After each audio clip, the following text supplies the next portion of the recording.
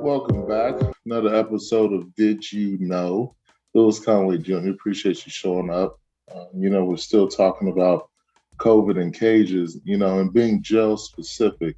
Jails are so transient. I don't know if you've ever been locked up before, but, the first thing that happens, after you get arrested and you're booked, is that they put you in this booking room. And this booking room is packed with people who are being processed.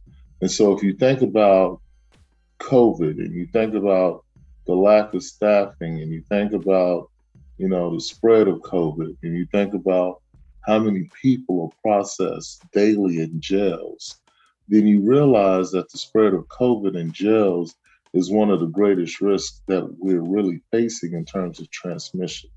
So one of the first things we need to think about, firstly, is not arresting people on low level arrest.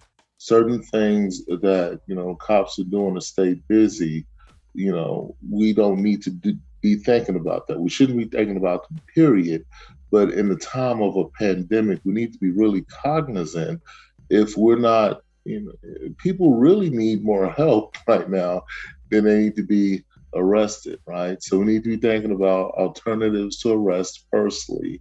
And then we need to be thinking about a contactless process where folks are able to not sit and wait to get magistrated, not sit and wait for a bond, not sit and wait to get processed.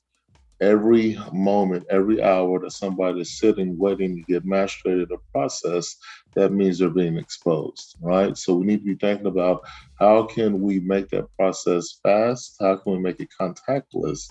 And how much of that process can we extrapolate to where folks can do it either online, offline, or afterwards, right? The most important part of that thing is we don't need to be holding people if they can't make bond.